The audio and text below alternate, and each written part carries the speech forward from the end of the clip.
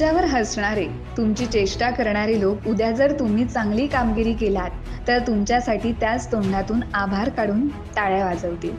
ज्या डोळ्यांत दुःखाचे अश्रू असतील त्याच डोळ्यांत आनंदाचेही अश्रू असतात। जे तुम्हाला निव्वळ साधे समजतात त्यांना तुमचे महत्त्व त्याच दिवशी समजेल।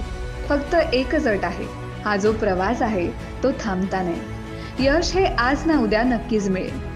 तुमची मेहनत नक्कीच फळ देणार, पण केव्हा ते सांगू शकत नाही। कदाचित यश तुमच्यापासून एक पाऊल पुढे असेल तेव्हाच तुम्ही प्रयत्न सोडून दिलेत तर आतापर्यंतची सर्व मेहनत वाया जाईल। प्रत्येक मेहनती वेदनादायक कथेचा यशस्वीपणे शेवट होत असतो, हे लक्षात ठेवून पुढे चालायला पाहिजे। तेव्हा आपण आणि change is the only constant हे वाक्य कायम सोबत असले पाहिजे। अगदी असाच शून्यातून प्रवास करणारे देवगड तालुक्यातील शिरगावचे सुपुत्र आणि ख्यातनाम भजनीबुवा म्हणजेच सुशील गोठणकर। जीवनातील एकमेव स्थिरता म्हणजे बदल होय। बदल हा वेळेनुसार नक्की येत असतो। जो बदलांशी जुळवून घेतो तोच जिंकतो आणि निकाल फिरवू शकतो। फक्त लढण्याची क्षमता असावी लागते। कोणत्याही परिस्थितीत आपले संतुलन टिकवून ठेवता आले पाहिजे। वाट दाखवणारे आणि वाट लावणारेही पुष्कळ असतात, परंतु वाटच नसताना ती निर्माण करून त्यावर बोट धरून चालायला शिकवणारे खूप कमी असतात। काही माणसं अशी भेटतात त्यांना कुठलीच उपाधी नसते, पण त्यांच्या पुढे फक्त नतमस्तक व्हायचे असते। अशा भजन क्षेत्रात ज्या संतांचा अनमोल ठेवा आहे ते अभंग भारुडे आमच्या जुन्या जाणत्या भजनीबुवांनी जपली, ही संस्कृती जोपासली, फुलवली आणि त्याच सदमार्गाने मला चालायचे आहे असं म्हणत आपले भजन क्षेत्रात एक वेगळे अस्तित्व निर्माण करणारे लोकराजा सुधीरजी कलिंगण यांचा सखा सुशीलजी गोठणकर, ज्यांची सुरुवात इमानदारी, स्वकष्ट आणि शून्यापासून होते, त्यांना हरण्याची, घाबरण्याची, ओळख निर्माण करण्याची गरज आणि भीती नसतेच। आपल्याला किती लोक ओळखतात याला महत्त्व नाही, तर ते आपल्याला का ओळखतात याला महत्त्व आहे। असे एक शिस्तबद्ध पद्धतीने भजन परंपरा अखंडपणे सांभाळत संगीत कलेचे विद्यादान करणाऱ्या गोठणकर बुवांना प्रहारचा मानाचा मुजरा। नमस्कार। प्रहारच्या मुलाखत सत्रात आपल्या सगळ्यांचं पुन्हा एकदा मनपूर्वक स्वागत। खरं तर कोकण ही समृद्ध लोकपरंपरेची असलेली भूमी आणि अगदी चांदा ते बांदा या सगळ्या परिसरामध्ये अनेक संस्कृती आपल्याला एकत्र बागडताना दिसतात आणि विशेष करून सिंधुदुर्गाचं शेवटचं टोक म्हणजे देवगड। खरं तर तो देवाचा गड म्हणून देवगड की काय, या देवगडाने अनेक बुवा या भजन क्षेत्राला दिले आणि त्याच बुवांच्या माध्यमातून अनेक रत्न या मातीमधून निर्माण झाली। असंच शिरगाव गावातलं एक रत्न आज आपल्या भेटीला आलेलं आहे। खरं तर ज्यांचं नाव सिंधुदुर्गामध्ये भजन क्षेत्रात अभिमानानं घेतलं जातं, आजच्या शलाव पेटावच्या डबलबारीमध्ये सुद्धा ज्यांची डबलबारी खऱ्या अर्थाने रंगते ती अत्यंत सात्विक आणि नम्र बोलून, ज्यांचे गायनाची जी शैली आहे ती अनेकांना ज्या गायनाच्या शैलीनं वेळ केलं आणि ज्याने अनेक शिष्य घडवले आणि ही शिष्य घडवताना ज्याने आपली एक वेगळी खासियत या शिष्यांना दिली, अशा गोड आवाजाच्या आपण बुवांना भेटणार आहोत। अर्थात तुम्हाला माहिती असेल की आज आपण भेटणार आहोत शिरगावच्या सुपुत्राला आणि सिंधुदुर्गाचा अभिमान असणाऱ्या सुशीलजी गोठणकर बुवांना, ज्यांचा प्रवास जवळपास 2 तपांपेक्षा जास्त या भजन क्षेत्रामध्ये झालेला आहे। नोकरीनिमित्त भांडुपला ते गेले आणि तिथून खऱ्या अर्थाने त्यांच्या तील बुवांना एक चालना मिळाली। चंदू खोत बुवा यांच्या मार्गदर्शनाखाली सुद्धा त्यांनी खूप चांगले धडे घेतले आणि यातूनच सिंधुदुर्गासाठी अभिमान ठरलेले सुशीलजी गोठणकर बुवा खऱ्या अर्थाने बुवा म्हणून लोकांच्या मनामध्ये घर करू लागले। आज आपण या बुवांना भेटणार आहोत, त्यांच्याशी हितगुज करणार आहोत। खरं तर भजन सम्राट एका रात्रीला जन्माला येत नाही किंवा भजनी बुवा एका रात्रीमध्ये जन्माला येत नाही, त्यासाठी त्यांचा संघर्ष चालू असतो। म्हणजे पूर्वी बँजो असायचे, ह्या बँजो मध्ये कॅशोवाला जो असायचा त्याची भूमिका एक वेगळी असायची, त्याच्याकडे कर्णधार म्हणून बघितलं जायचं आणि यावेळी सुशील गोठणकर बुवा हे ढोल वादक म्हणून किंवा त्या बँजो मध्ये वादक म्हणून होते। पण मला सुद्धा त्यांच्यासारखंच एक कॅशोवादक व्हायचंय अशी त्यांनी मनामध्ये कास धरली आणि त्यातूनच एक भजनीबुवाचा जन्म झाला। नेमका भजनीबुवा घडला कसा हे आपण बघणार आहोत। तत्पूर्वी मी आपल्या सगळ्यांच्या वतीनं प्रहार डिजिटलच्या चॅनलच्या वतीनं बुवा आपलं या भजन क्षेत्रामध्ये असलेल्या या भजनाची जी परंपरा आहे या परंपरेनुसार मी आपलं मनपूर्वक स्वागत करतो. धन्यवाद धन्यवाद धन्यवाद. खरोखर आज गेली बरेच महिने ज्या गोष्टीची मी सुद्धा वाट बघत होतो, तुम्ही सुद्धा तेवढी वाट बघत होता माझी, आणि मी सुद्धा या क्षणाची वाट बघत होतो की आपले अनेक दिग्गज कलावंत जे आपल्या सिंधुदुर्गातले लोकरी बुवा असू दे, कासले बुवा असू दे, किंवा इतर आमचे हरियाणी बुवा असू दे, हे सगळे या प्रकारच्या माध्यमातून आपलं मनोगत व्यक्त केलं, आपलं मार्गदर्शन आमच्यासारख्या बुवांना त्यांनी दिलं. आणि अशा स्टेजवर किंवा अशा ठिकाणी आपण जाऊन एक मुलाखत द्यावी, आणि खूप मनापासून ही इच्छा होती. आणि म्हणून एकदा तुम्हा सर्व टीमचे, खास करून सर्व तुमचे खूप मनापासून आभार व्यक्त करतो. आणि सर्व जी टीम आहे तुमची, आणि बरोबर चांगला स्तुत्य उपक्रम आपला आहे. आणि या भजनी क्षेत्रासाठी काहीतरी भजनी क्षेत्रामध्ये बदल व्हावा, ही त्यामागची तुमची भूमिका असं मला तरी स्पष्ट वाटते. आणि खरोखर तुम्ही सर्वांचे या ठिकाणी आभार मानते. मला बोलवलं त्याबद्दल सुद्धा तुमचे या ठिकाणी आभार मानतो. धन्यवाद. मनपूर्वक आभार बोलतो बुवा. सुरुवातीला स्वागत झाल्यानंतर मला विनंती आहे की आपण सगळे भारतीय संस्कृतीमध्ये जन्माला आलेले आणि या भारत भूमीवर धडपड करणारी सगळी माणसं आहोत, आणि आपण त्या अनामिक शक्तीला मानतो. त्या अनामिक शक्तीचं नमन करून आपण या मुलाखतीचा शुभारंभ करावा. हो, नक्की नक्की नक्की. आता सध्या काल क्लाससाठी मी आलो होतो, आणि मुलांना आता काहीतरी नवीन गणपती जवळ येईल की मग आपला तेव्हा चालू होता विषय. मग एक नवीन प्रार्थना त्याची तयार केली आहे मी. ती सुरुवात इथून आजपासूनच सुरुवात होईल त्या प्रार्थनेला. त्या ठिकाणी एक राग सरस्वती, त्या रागामध्ये खूप गोड राग आहे. आणि मला वाटतं मी ऐकला होता आमचे उदय गोखले, खालीच त्यांचं देवस्थान झालं ते, तर त्यांनी खूप सुंदररित्या हा राग आळवला होता, आणि तो मला खूप मनात घर करून राहिला. बरीच वर्ष तर बघत होतो त्यामध्ये काहीतरी करायचं, पण एक प्रार्थना मी त्याच्यामध्ये करण्याचा म्हणजे एक प्रयत्न केलाय. बघूया कसं वाटतं ते.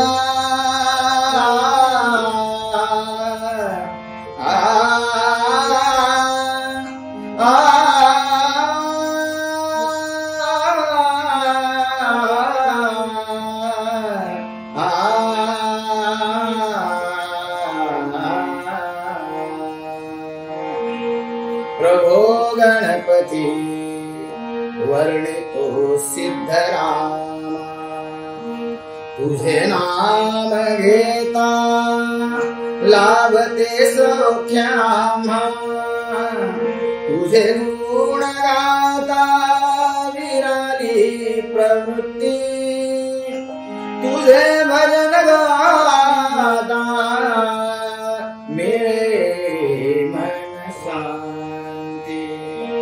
पुंडलिका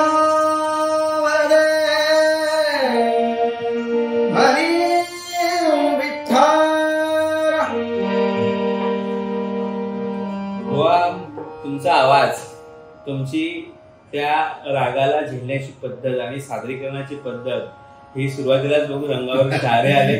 खरं तर ही तपस्या, ही साधना आहे.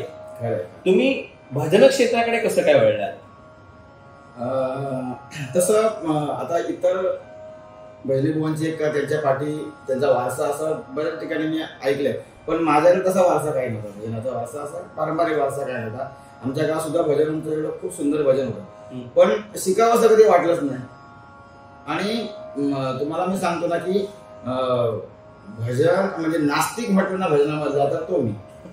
हा काय होतं, आमच्या चाळीमध्ये ना आम्ही जेव्हा आमच्या सार्वजनिक पूजा असायची तेव्हा भजनं ठेवायची. मग ते आम्हाला व्हिडिओचा खूप वेळ असायचा.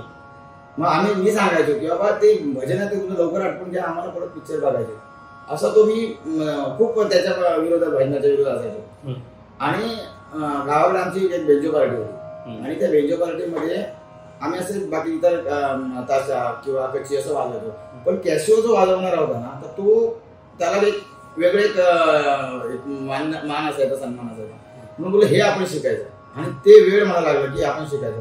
आणि मग मी जेव्हा मुंबईला अनेक ठिकाणी प्रयत्न केला की कॅशिओ शिकवणारा कोण आहे, तर मला तसं कोण मिळालंच नाही कॅशिओ शिकायला.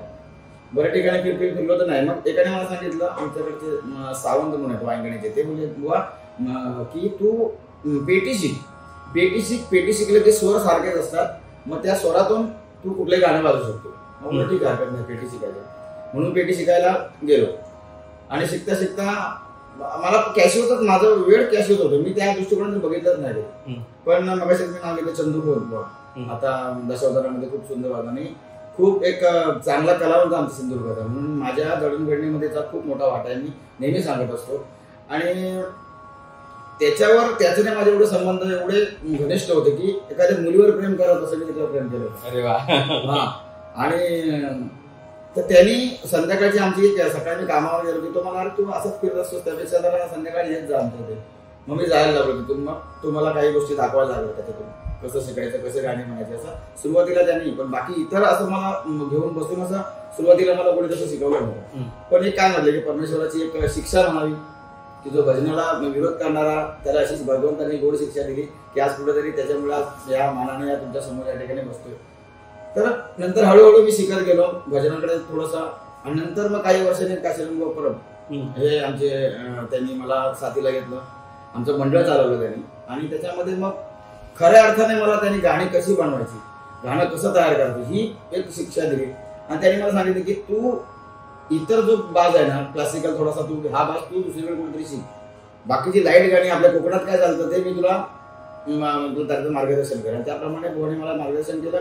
आणि हळूहळू त्यांच्या नावाखाली हे सगळं माझं भजन मंडळ चालू झालं. आणि हळूहळू त्यांच्या आशीर्वादाने, कृपाशीर्वादाने आज कुठेतरी मी या ठिकाणी उभा आहे. बुवा, खरं तर चंदू खोतबुवा असतील किंवा तुमचे परबबुवा असतील यांच्या मार्गदर्शनाखाली तुम्ही घडलात आणि हा वारसा समृद्धतेने आज तुम्ही जपता आहात. आम्ही असंही ऐकलं आहे की आपण स्वतः शिकलात आणि विद्या दिल्याने वाढते आणि विद्यादानाचं पवित्र कार्य तुम्ही संगीताच्या माध्यमातून करता आहात. अनेक शिष्य परिवार तुम्ही घडवता आहात, त्यांना मार्गदर्शन करतात. खरं तर मुंबई पासून केवळ देवगड पर्यंतचा प्रवास तुम्ही मुलांना घडवण्यासाठी करता. मग एवढं प्रेम या मुलांवर किंवा या संगीतावर कसं काय झालं? त्याचं असं झालं, मी आमची निवृत्ती होती त्यांच्याकडे एकदा गेलो होतो. तर त्यांनी सुरुवातीला त्यांचं पण असंच म्हणणं होतं की आम्ही जेव्हा शिकवतो ना तेव्हा तुम्ही मला काहीतरी कमवून द्याल, तुमचं कुठेतरी नाव होईल, ह्या उद्देशाने मी शिकवत नाही. माझा हा वारसा मी आणि 2 मुलांना शिकवतो, तर त्याच्यानंतर ती 2 मुलं पुढे शिकवत जाणार. मग हा जो संप्रदायाचा वारसा आहे तो वाढला पाहिजे, ही गुरु शिष्य परंपरा ही वाढली पाहिजे. आणि तेच माझ्या डोक्यात घर बसलं की आपण जर दिलं तरच आपल्याकडे वाढणार या गोष्टी. आणि म्हणून शिकवायचा प्रामाणिकपणे प्रयत्न करतो. मला तर सांगायचं तुम्हाला की आज देवगडसारख्या ठिकाणी येऊन क्लास घेतो मी, कारण मी स्वतः माझे परिचय मी तुम्हाला सांगतो की स्वतः बिझनेसमॅन आहे, माझं स्वतःची एक प्रेस आहे आणि 4-5 माणसं आहेत. मग त्याने हा खरोखर ही कसोटी माझी असते, घर सांभाळून माझा धंदा सांभाळून हे भजन करायचे. पण त्यामागचा हेतू आहे की मी बिझनेस म्हणून म्हटलं असलं तरी माझं नाव त्याच्यामध्ये नाहीये तसं. पण बुवा म्हटलं की एक तो वेगळा झाला, म्हणजे तुला पैसे आपल्याला काही मिळणार नाही, पण ह्या मान सन्मानाने ठेवलाय. म्हणून कुठेतरी विद्या दिली, आपले चांगले जर शिष्य घडवले आपण, तर आपलं सुद्धा तर नाव होईल आणि संप्रदायाला आपण काहीतरी दिल्यासारखं होईल की मी माझे, जसं आपण देशाला सैनिक देतात त्याच्या आई वडिलांचं जे मनातून ज्या गोष्टी असतात की माझा एक मुलगा मी माझ्या देशासाठी दिलाय, तसंच माझं सुद्धा आहे की माझा एक मुलगा मी माझ्या ह्या संप्रदायासाठी दिला. खरंच बुवा, तुमचं कौतुक करावं तेवढं थोडं. खूप सुंदर तुम्ही विचार या मुलाखतीच्या माध्यमातून जनसामान्यांसमोर मांडला की हे माझं उत्तरदायित्व आहे की माझी भजन परंपरा पुढे कोणीतरी चालवली पाहिजे. पण आताच्या काळामध्ये किंवा आता अलीकडे आपण जर बघितलं तर या भजन परंपरेला डाग लावणारे अनेक शिष्य तयार झालेले आहेत. मग या शिष्यांकडे तुम्ही कसं बघता? नाही, कारण हा खूप मोठा गंभीर प्रश्न आहे आणि विचार करायला लागणारा प्रश्न आहे आणि उत्तर काय द्यावं असा हा पेच आहे. कारण खरं म्हणजे विद्यार्थ्यांचं जसं आम्ही आमच्या गुरुजींचं नाव त्या पातळीवर नेऊन ठेवलं पाहिजे, चांगल्या माध्यमातून नेऊन ठेवलं. आज आम्हाला कोण बोलू शकत नाही की बाबा बुवा तुमचा हा विद्यार्थी तुमचा असं काहीतरी बोलतोय किंवा असं काहीतरी चुकीचं वर्तन करतोय संप्रदायामध्ये, असं नाही. गुरुला सुद्धा तो अभिमान वाटला पाहिजे आपल्याला की माझा विद्यार्थी चांगल्या गुणांनी लोकांपर्यंत पोहोचतोय किंवा चांगलं काहीतरी सादरीकरण करतोय. पण माझं कोणी असू दे, माझा असू दे, विद्यार्थी असू दे, कोणी विद्यार्थी, माझ्या प्रत्येक विद्यार्थ्याला माझं हेच सांगणं असतं की या संप्रदायामध्ये आम्हाला सांगितल्याप्रमाणे तुम्ही मान नाही कमवता, काहीच नाही कमवलं, पैसा खूप कमवतो आपण, पैसा कमवायला खूप साधनं आहेत आणि आहेत, पण हे भजन हे पैसा कमवण्याचं साधनच नाही मूळतः. पण त्याच्यासाठी आपण काय अभ्यास करतो की काहीतरी चुकीचा मार्ग निवडतो, ज्याकडे आपल्याला कार्यक्रम वाढावेत किंवा लोकांनी वाहवा करावी, लोकांपर्यंत काही गोष्टी घेऊन जाव्यात म्हणून आपण चुकीचा मार्ग निवडतो. पण माझ्या विद्यार्थ्यांसाठी सगळ्यांना माझं एक म्हणजे एक सामान्य भजनी कलावंत म्हणून, एक भजनाचा पाईक म्हणून सगळ्या माझ्या नवीन विद्यार्थ्यांना असतील किंवा इतरांच्या सुद्धा विद्यार्थ्यांना की चुकीचा मार्ग तुम्ही निवडू नका, कारण हे फक्त अळवावरचं पाणी असतं, त्याच्यानंतर तुम्हाला ह्या गोष्टी पुन्हा मिळणे नाही. आणि आज आपण ह्या गोष्टीचा विचार केला पाहिजे की भगवंताने मलाच का या स्थानावर नेलंय. हजारो लाखो लोक आहेत, एवढी लोकसंख्या आपली आहे, पण माझाच त्या ठिकाणी का निवड केली आहे भगवंताने. कारण बघा कशी काही माणसं जन्माला येतात, काही माणसं भगवंत जन्मालाच घालतो आणि काही माणसं ही जन्माला यावीच लागतात, असे संत जन्माला यावीच लागतात. आणि अशा लोकांमध्ये आपण खूप मोठा आपला हा वारसा आहे, आपली म्हणजे भूमी म्हणतो आपण, परंपरा, ही महाराष्ट्राची परंपरा, संतांची परंपरा. नंतर आम्ही पंचरत्नांची नावं घेतो की त्यांनी कसं भजन केलं आणि मग त्यांचा जो वारसा जर आपण म्हणतोय, पण आपण कुठेतरी त्या ठिकाणी कमी पडतोय. याची खंत सुद्धा मला आहे, कारण जास्त गोष्टी आपण ओपन करून बोलू शकत नाही, पण या गोष्टीची खंत नक्कीच आहे मला. पण माझ्या विद्यार्थ्यांना माझी हात जोडून माझी नम्र विनंती असेल की आपल्या एखाद्या चुकीच्या वर्तणुकीमुळे आपल्या गुरुचं जर नाव खराब होत असेल, आपल्या परिवाराचं नाव जर खराब होत असेल, आपल्या आई वडिलांचं नाव खराब होत असेल आणि आपल्या संप्रदायाचं नाव खराब होत असेल, तर ती गोष्ट न केलेली बरी. त्यापासून तुम्ही सगळ्यांनी अलिप्त राहा, हेच माझं सांगणं असेल तुम्हाला माझ्या विद्यार्थ्यांना. खरंच बुवा, खरं तर भजन संप्रदाय घडवण्यामध्ये तुम्ही गुरु लोकांचा खूप मोठा हातभार असतो. गुरु काहीही करू शकतो असं म्हटलं जातं. उपनिषदामध्ये असं एक वचन आहे की समजा देव मारायला आला तर आईचा पदर वाचू शकतो, पण जर गुरु मारायला आला तर जगातली कोणतीही शक्ती वाचू शकत नाही. आणि त्यामुळे आजची भजन संस्कृती जी काही थोड्याफार प्रमाणामध्ये डागलती आहे, त्या भजन संस्कृतीला मार्गावर आणण्यासाठी गुरु म्हणून तुमची भूमिका खूप महत्वाची आहे. काही गुरु तर या स्तरापर्यंत पोहोचले की माझ्या डबल बारी किंवा 2020 डबल बारीमध्ये नाव घ्यायचं नाही जर तो चुकीचं वागत असेल तर. आणि काही गुरु मात्र आपल्या नावासाठी काही लोकांना पाठिंबा देतात. अशा प्रकारची कुजबूज जनसामान्यांमध्ये ऐकू येते. तुम्ही याकडे कसं बघता? आहे, नक्कीच नक्कीच. गुरुचं जर स्थान म्हटलं तरी मग तुम्ही सांगितल्याप्रमाणे एक अभंग सुद्धा असं आहे की गुरु थोर म्हणावा का देव थोर म्हणावा, आधी नमस्कार कोणाशी करावा. म्हणजे ह्या गोष्टी संतांना ह्या गोष्टी खूप अगोदरपासून कळलेल्या आहेत आणि त्याप्रमाणे त्यांनी आपली वचनं लिहिलेली आहेत. पण पाठीशी घालणं ही खूप मोठी चुकी आहे. आज ह्या गोष्टी तुम्हाला सुद्धा माहिती आहे, तुम्ही सुद्धा या माध्यमातून तुम्हाला सुद्धा माहिती असेल की खूप विरोध झाला काही गोष्टींना, सगळ्या गोष्टींना. पण मला माहिती की कोण आहे ते, कोण आहे ते आपण, ही परंपरा आमच्या कोकणातलीच आहे म्हणतो ना आम्ही ना. मग हे जे आपलेच विद्यार्थी आहेत ना, दुसरं तर कोणी काय करत नाही. मग पहिला अधिकार कोणाचा? गुरुचा पहिला अधिकार की आपल्या विद्यार्थ्यांना बाबा चल तिथे बंदच काय केलंच पाहिजे आपण, हे पण आपण गुरुने सांगितलं पाहिजे होतं आपण. पण आता काय ना, तो करतो ना म्हणून माझा करतो, मग त्याने केलं ना म्हणून माझा करू दे, असं ह्या गोष्टी झाल्या सगळ्या. ही सर्व या गोष्टी काय झाल्या आणि ह्या मला पटत नाही ह्या गोष्टी. म्हणून असं न करता गुरुने एक ठामपणे तुमचा जो अधिकार आहे, तो तुमचा अधिकार आहे, त्या अधिकाराप्रमाणे तुम्ही आपल्या प्रत्येक ह्या गोष्टींना सांभाळलं पाहिजे होतं. नाहीतर हे सगळे विरोधात गेलेले आहे, सगळे ज्या गोष्टी होत्या ना ते आमचेच विद्यार्थी आहेत. बरोबर, असं नाही आहे, वेगळे कोण नाही. आमचे विद्यार्थी विरोधात, आपल्या गुरुच्या विरोधात जर एखादा विद्यार्थी उभा टाकतोय तर गुरुचं दुर्दैव असं मला वाटतं. निश्चितच बुवा आपण खूप छान आणि परखडपणे व्यक्त होत आहे. तो तुमचा अधिकार आहे. ज्याला जिल्हा, ज्याला महाराष्ट्र मानते असे बुवा आपल्या समवेत आहेत आणि अनेक रसिकांना त्यांचा गोड आवाजाचा आनंद घ्यायचा म्हणून मी तुम्हाला विनंती करतो की एखादा अभंग आपण रसिकांसमोर सादर करावा. नक्की नक्कीच. काय मोठेपण असं नाही की आमचा गुरुंचा आशीर्वाद असं मला म्हणायचं आहे. आणि ज्या गोष्टी चांगल्या आहेत त्या माझ्या गुरुजीच असतात. पण जो आशीर्वाद म्हणजे ज्याला मला पार्श्वभूमी काहीच नव्हती भजनाची, आज कुठेतरी या माध्यमातून एखाद्या अभंगाला चालेला व्हायच्या, एखाद्या गवळणीला चालल्या पाहिजे आणि त्या चाली लोकांपर्यंत एवढ्या पोहोचलेल्या आहेत ना, तर तोच एक अभंग मी तुमच्यासमोर सादर करतो की खूप त्यांनी मला ओळख निर्माण करून दिली. आणि माझं भाग्य आहे की हा अभंग अनेक ठिकाणी, अलिबाग पासून, गुहागर पासून लोक म्हणतात आणि मला विचारतात की बुवा हा तुमचा अभंग आम्ही गातो, काय प्रॉब्लेम नाही. प्रॉब्लेम नको. खरोखर माझं एक सौभाग्य आहे की लोक आपली अभंग कुठेतरी आम्ही ज्या चाली लावल्या त्या चाली गातात. म्हणजे म्हणून एक चाल मी त्यावेळेला केली होती, ती तुमच्यासमोर सादर करतो. नक्की.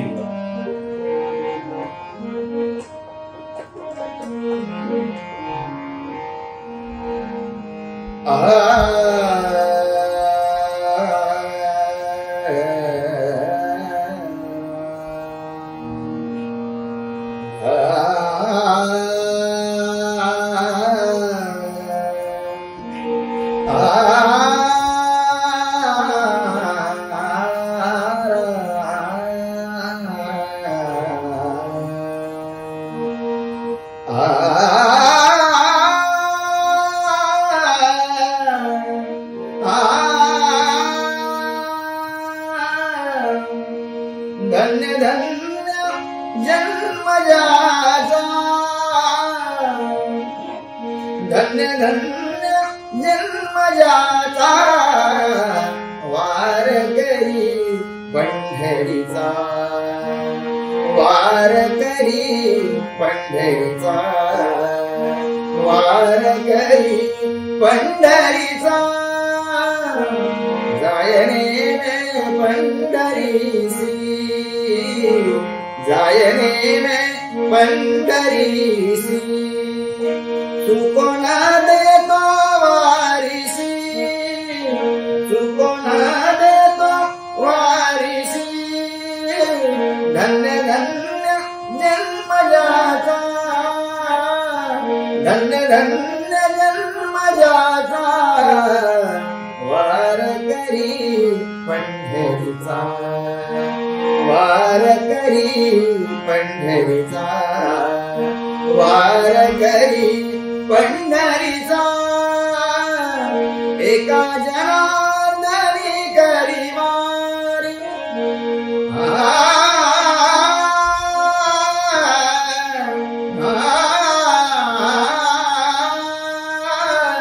एका जनार्दनी करी वारी, धन्य तोची बा संसारी, धन्य तोची बा संसारी, धन्य धन्य जन्म जाता, धन्य धन्य जन्म जाता, वारकरी पंढरीचा, वारकरी पंढरीचा, वारकरी पंढरीचा.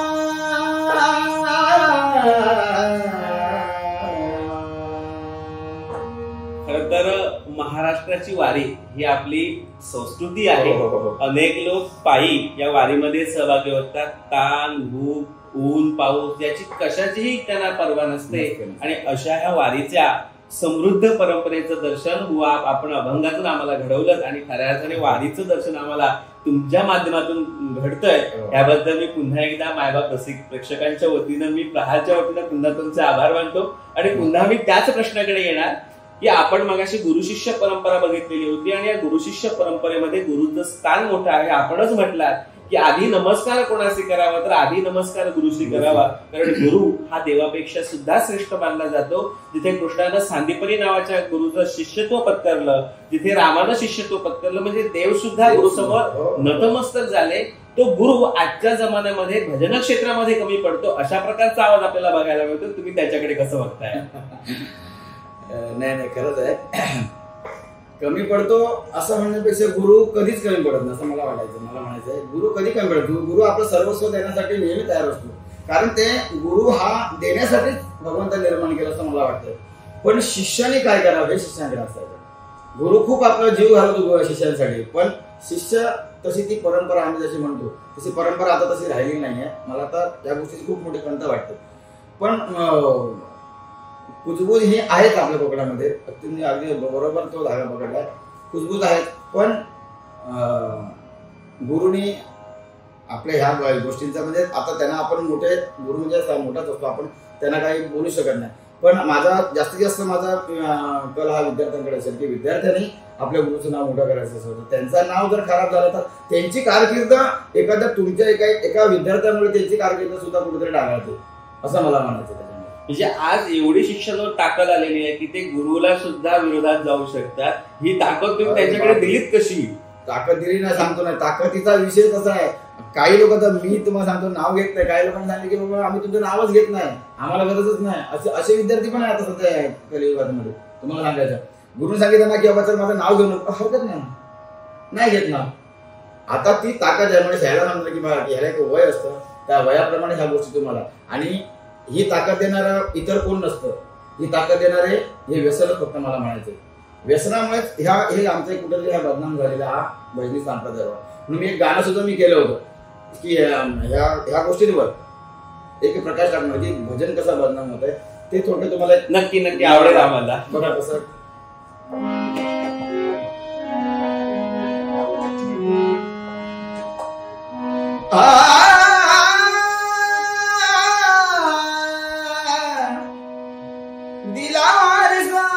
भजनाचाही पुण्याई त्यांची कोणाची पुण्याई तर संतांची पुण्याई आणि त्यांच्यानंतर आमच्या या पंचरत्नांची पुण्याई हा वारसा त्याने आम्हाला दिलाय. मग आम्ही काय करतोय दिला वारसा भजनाचाही पुण्याई त्यांची पण थट्ट करू नका कोणी हरिनामाची थट्ट करू नका कोणी हरिनामाची थट्ट करू नका कोणी हरिनामाची. पंचरत्नांनी दिला वारसा भजनाचा कपाळ करंटे आम्ही अर्चना करीचा. मनोरंजनाच्या नावाखाली जोडी भरायची मनोरंजनाच्या नावाखाली जोडी भरायची पण थट्ट करू नका कोणी हरिनामाची. व्यसनाधीन होऊन भजनी बसू नका कोणी व्यसनाधीन होऊन भजनी बसू नका कोणी घोर आहे पाप वेळ ठेवा जरा.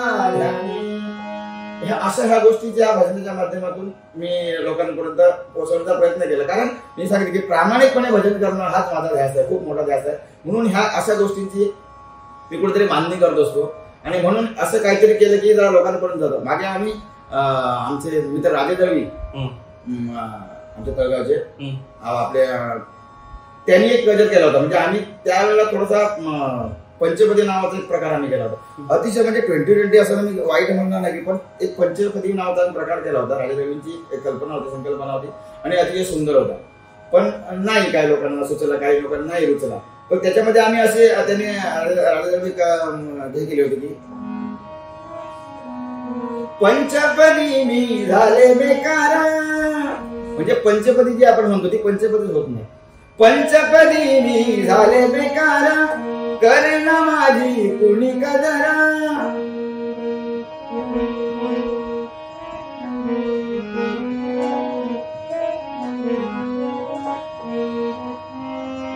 लक्षात येत ना पुरा गाणं माझ्या पण अतिशय सुंदर. म्हणजे पंचपदी काय आहे म्हणजे ह्या गजराच्या माध्यमातून त्याने दाखवून दिलं होतं की पंचपदी म्हणजे काय, प्रार्थना कशाला म्हणतात, तुमचं भजन कशाला म्हणतो, तुमचा रूपाचा अभंग कशाला असतो, तुमची अभंग कशाला असतो आणि गवळण कशाला असते.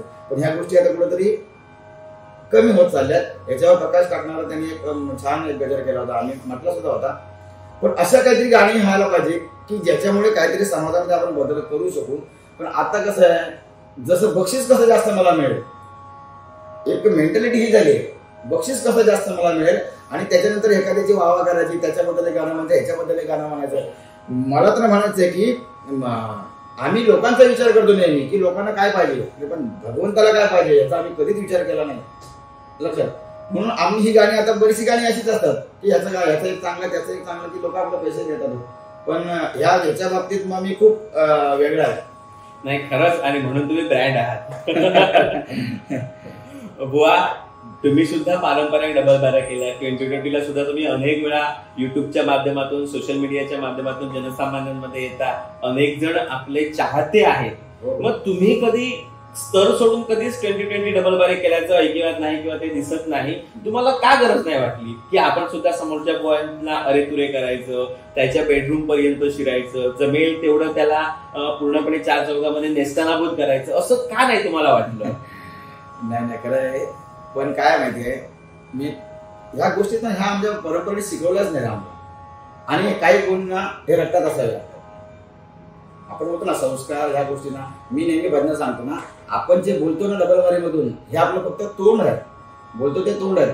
पण जे आपल्या मुखातून बाहेर येतात ना ते आपले संस्कार असतात. अरे वा, छान. मुखातून जे बाहेर ते संस्कार आहेत, म्हणजे आपल्या आई वडिलांनी आपले काय संस्कार केले ते आपल्या मुखावर बाहेर नाही पडत असतात. त्यामुळे विषय असं की घरापर्यंत जाऊन भजन करण्याची एवढी मला पाळी आलीच नाही आज. त्याच्यामुळे मी आज आमचे आर्यन बुवा म्हणा, केळुसकर बुवा म्हणा, आमचे मुंगेकर बुवा म्हणा, यांच्या जोडीला कुठेतरी एक कार्यक्रम करायची संधी मिळते मला.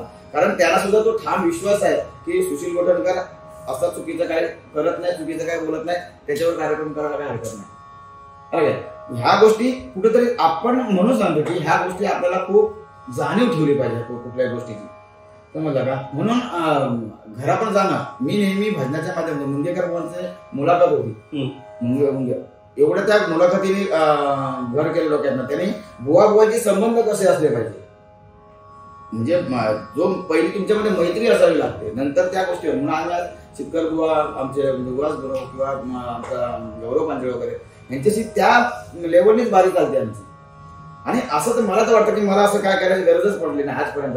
मी तुम्हाला माझ्या युट्यूबच्या याच्यातून बघत असाल की गजर सुद्धा मी लोक हे गाणं आता नवीन गाणं आलं, समजा चंद्र आले, हे आले, ती गाणे, माझा गजर जे पद्धत तुम्ही जर बघत असाल तर मी छत्रपती शिवाजी महाराजांच्या आरतीपासून माझ्या गजराची सुरुवात होते. सुरुवात छत्रपती शिवाजी महाराजांची आरती, त्याच्यानंतर त्यांचा जय जय महाराष्ट्र आणि महाराजांचा जय जयकार एकदा करतो आणि त्याच्यानंतर मी गजराला सुरुवात करतो. इतर गाणी मी घेत नाही कधी सुद्धा बघावे, कारण छत्रपती शिवाजी महाराज आपण आठवण केलीच पाहिजे, कारण त्यांनी हे सगळं आपण जे भजन जिवंत आहे त्याची राजाची माझ्यातून नाही आहे.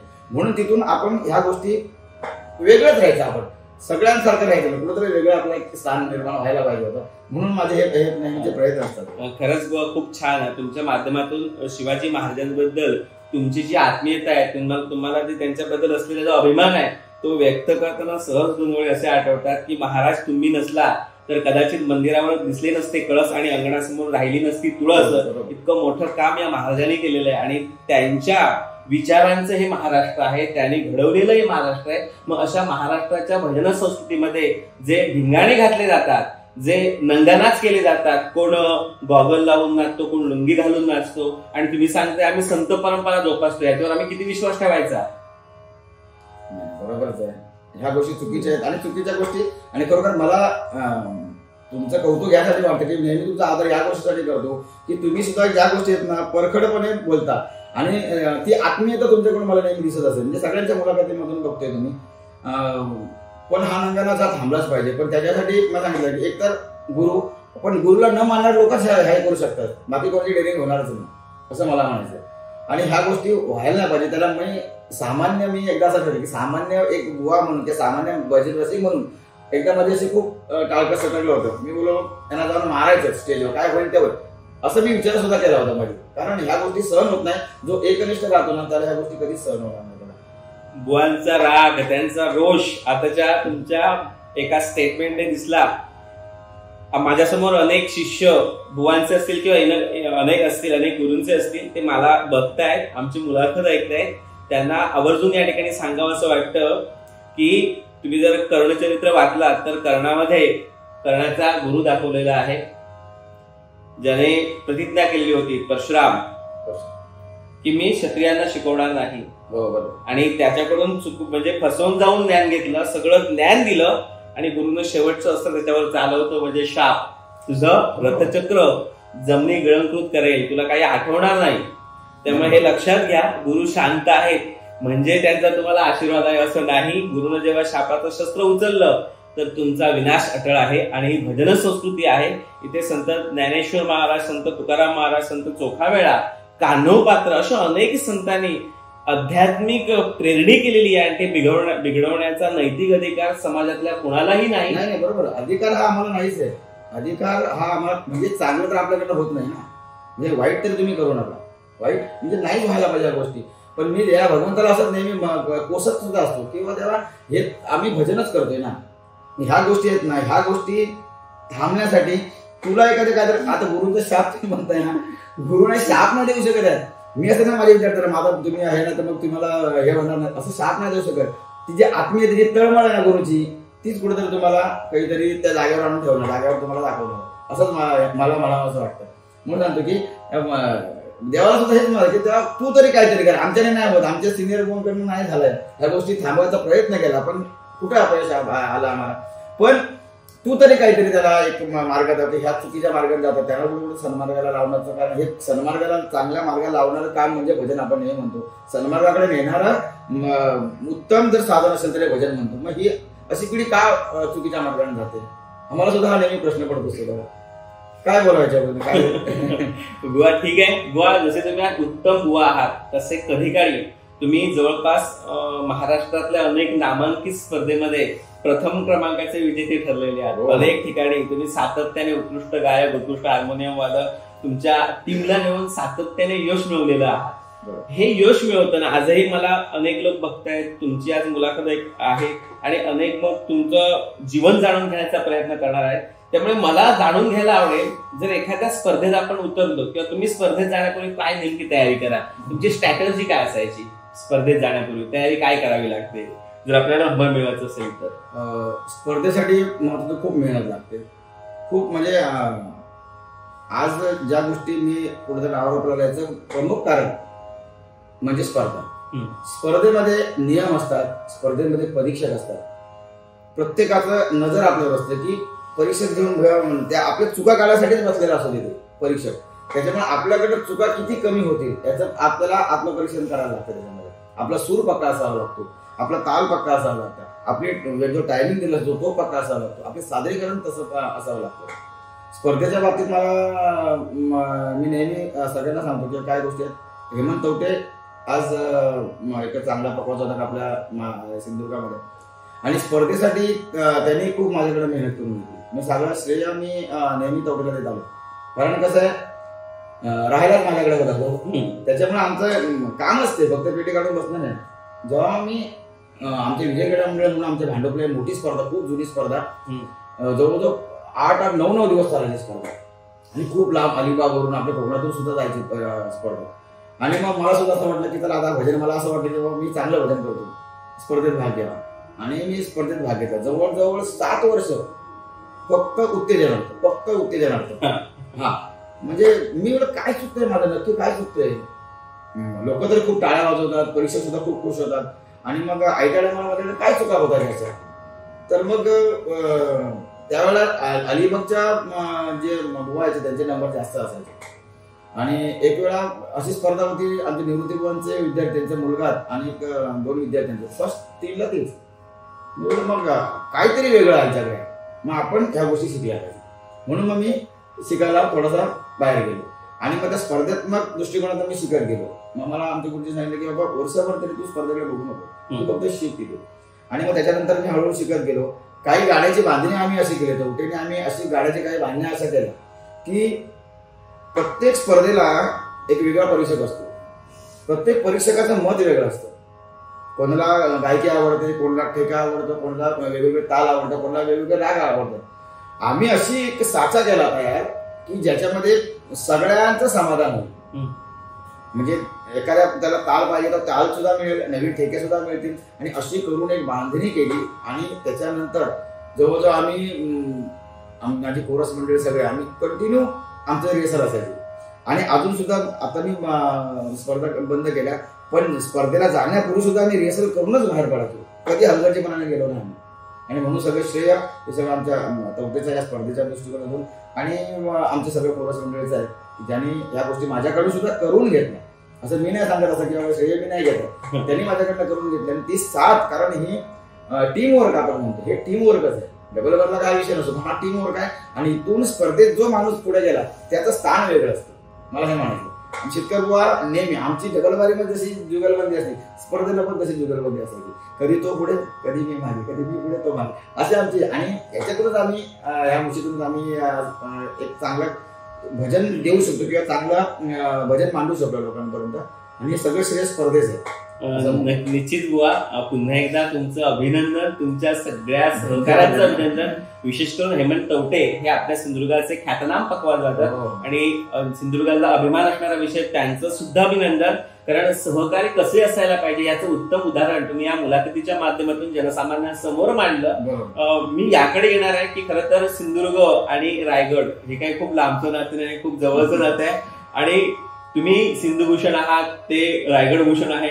आणि अशा ह्या दोघांची जे 2 भूषणांची टक्कर बऱ्याचदा रसिकांनी बघितलेली आहे, खूप चकमक आम्ही बघितलेली आहेत. आणि अनेक ठिकाणी तुम्हाला डबल बारीचे सामने सातत्याने येतात.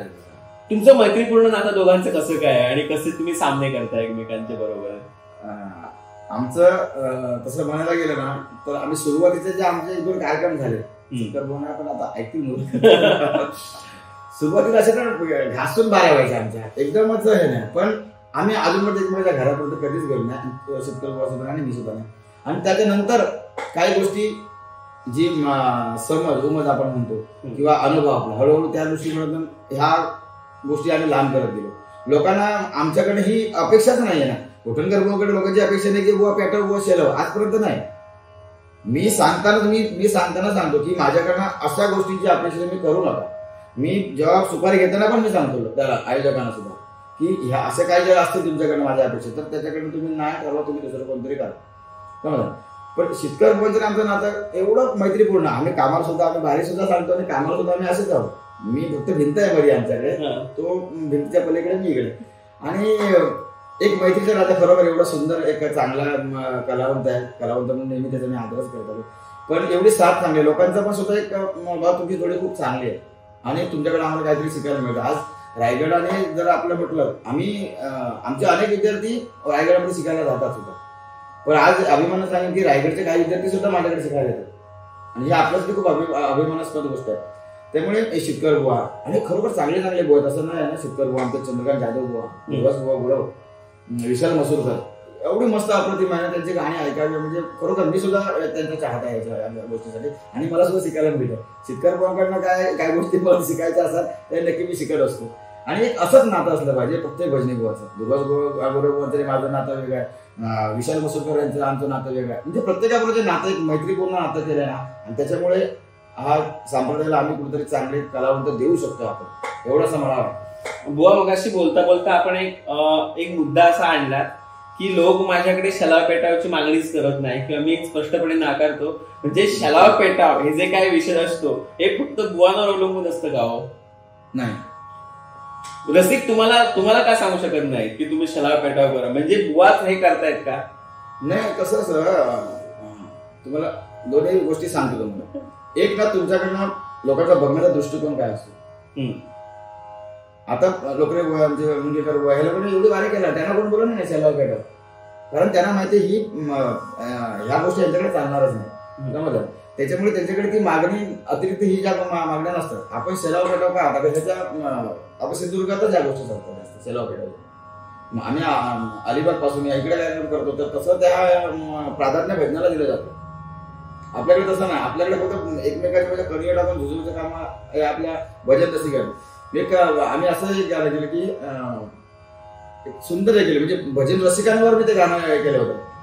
म्हणजे आता असेल तर नक्की आवड ऐकायला आपल्याला आवडेल. हवं तर तुम्ही 2 मिनिटं घ्या ते गाणं आठवायला, तोपर्यंत मी रसिकांबरोबर बोलेन. हा, तुम्ही तोपर्यंत बोला, तोपर्यंत मी एक वेळ आठवण तरी मला खूप खरं तर आपण सुशीलजी गोठणकर बुवांबद्दल बोलतो आहोत, त्यांच्याशी हितगुज करतो आहोत. सध्याची भजन परंपरा थोडीशी डागाळलेली आहे. अर्थात हे सुद्धा अभिमानानं सांगावं लागेल की काही बुवांच्या हे लक्षात आल्यानंतर ते पुन्हा एकदा चांगल्या मार्गावर चालण्याचा प्रयत्न करतात. त्या सगळ्या बुवांचं कौतुक आहे. खरं तर बुवा हे आमच्या सगळ्यांसाठी अभिमानाचा विषय आहे आणि तो अभिमान सातत्याने राहणार आहे. तुमच्याकडूनच आम्ही अपेक्षा करू शकतो प्रबोधनाची, प्रवर्तनाची, कारण तुम्ही भजन प्रवर्तक आहात. असे भजन प्रवर्तक, त्यांचे जे गुरु आहेत त्या गुरुनं सुद्धा खूप छान अशा प्रकारचे शिष्य घडवले आणि या शिष्याच्या माध्यमातून आज भजन परंपरा जोपासण्याचं काम या ठिकाणी सुशीलजी गोठणकर बुवा करतायत. ते आपल्यासाठी, रसिकांसाठी काहीतरी देऊ इच्छित आहेत.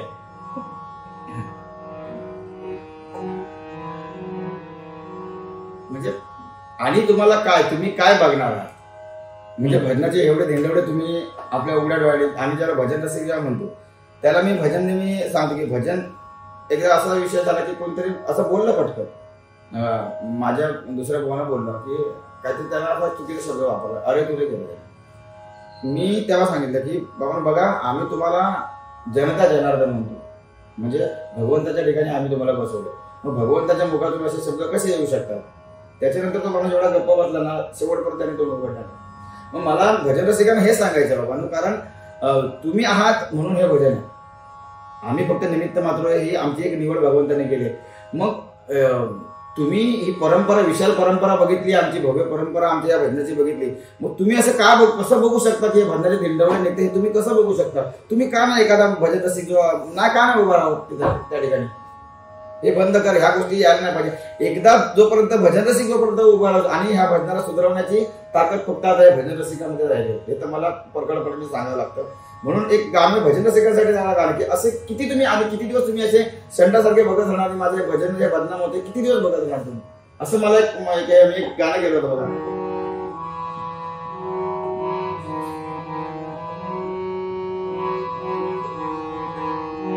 सांगा आणखी काय आता आम्ही देऊर नका, भजनाला बट्टा तुम्ही लावूर. भजन हा कोकणाचा होता कोहिनूर, होता कोहिनूर. पेटवणारे शेलवणारे देती त्याला असं एक खूप सुंदर. आज काय होतं रे, तुम्ही मला अचानक बोलवल्यामुळे ना सगळं माझं ज्या गोष्टी आहेत ना ते तर मुंबईतच राहिल्यात माझ्या, त्याच्यामुळे काही गोष्टी तर मला मांडता येत नाही. बुवा, जरी तुमच्याकडे आता काही गोष्टी नसल्या पण ज्या काही तुम्ही गोष्टी मांडताय त्या खरंच दिशादर्शक आहेत, आश्वासक आहेत आणि मला 100% वाटतंय की त्यातून काहीतरी परिणाम होऊ शकतो. कारण तुमच्यासारखे लोक जेव्हा परखडपणाने भाष्य करतात तेव्हा समाजामध्ये प्रलय येऊ शकतो आणि ते करणं खूप गरजेचं आहे. मगाशी तुम्ही असा एक मुद्दा सहजपणे काढलात की म्हणजे ते बुवा अरेतुरे करतायत, मग अहो पासून अरेपर्यंतचा प्रवास बुवानेच सुरू केलाय, मग तुम्हाला लोक का नाही अरेतुरे करतील? हा बरोबर, अगदी बरोबर आहे तुमचा प्रश्न. कसं आहे, याला कारणीभूत आम्ही समजा, याला कारणीभूत आम्ही भजनी बुवाच आहोत. हे आम्ही नाकारून चालणारच नाही. आम्ही जसं देणार तसं लोक ऍक्सेप्ट करणार आहेत, समजलं. कारण ज्याच्याकडे काहीच नाही ना तर त्याला हे येडेचाळे करावेच लागतात आहे ना. ज्याच्याकडे काहीच नाही, माझ्याकडे पर्यायच नाही ना, माझ्याकडे एखादं गाणंच नाही तर मी तुम्हाला फक्त बतावणी करत राहणार ना. माझ्याकडे गाणंच नाही, मग माझ्याकडे पर्याय काय, मला बतावणीच करणं गरजेचं आहे. मला रागांशी मला याच्याशी काही देणं नाही. मी फक्त मला एवढंच म्हणायचं की ह्याच्या पुढची काही जी बुवा आहेत ना, चांगले नाववंत जे बुवा आहेत, चांगलंच आहे गोष्टी, पण पुढची पिढी घडवण्याची ताकद त्यांच्यात नाही, हे मला सांगायचं. तुम्ही स्वतः खूप मोठे झाल, तुम्ही स्वतः खूप बाऱ्या करताय, तुम्ही स्वतः, अरे पण तुम्ही या संप्रदायाला पुढच्या पिढीसाठी काय देताय तुम्ही? लोक हसणार, लोक तात्पुरतं ह्या गोष्टी ते मला सांगितलं, पण पुढच्या पिढीसाठी आपण नाही करा. मी अभिमानाने सांगतो की मी काहीतरी माझी पुढची पिढी घडवली, तशी पुढची पिढी घडवा. जेव्हा तुम्ही गुरु व्हाल ना त्या गुरुची तळमळ तुम्हाला दिसेल आणि त्यातूनच चांगलं भजन निर्माण होईल बघा, असं मला म्हणायचं या गोष्टीतून. खरंच बुवा, एक गुरु म्हणून बुवा व्यक्त होताना बुवा थोडेसे भावनिक झाले. कारण जेव्हा एखाद्या क्षेत्राशी आपली खूप आतून तळमळ असते तेव्हा ह्या गोष्टी सहजपणे मनावर त्याचे तरंग उमटणं हे क्रमप्राप्त आहे. आणि बुवांच्या त्या म्हणजे भाषेतून किंवा बुवा जे काय आता बोलले त्यातून ते तरंग मला स्पष्टपणे जाणवत आहेत, ती तळमळ जाणवते. मी कुठे होतो, काय करतोय हे जाणीव प्रत्येक भजनी बुवाला झाली पाहिजे. खरं तर उत्तम भजनी बुवा होणं हे काय खूप कठीण नाहीये सध्याच्या जगामध्ये, पण उत्तम माणूस होणं खूप कठीण आहे, उत्तम मित्र होणं कठीण आहे. आणि मला आवर्जून या ठिकाणी आठवण करावीशी वाटते की बुवा तुमचं आणि दशावताराचं खूप चांगलं नातं आहे. आणि दशावतार जरी देवगडला खूप नसला तरी तुम्ही दशावतारावर प्रचंड प्रेम केलेलं आहात. लोकराजा सुधीरजी कलिंगड जेव्हा आम्हाला सगळ्यांना सोडून गेले, इहलोकी गेले, त्यांचा प्रवास संपला, तेव्हा अनेक गाणी युट्यूबच्या माध्यमातून आपल्या समोर आली.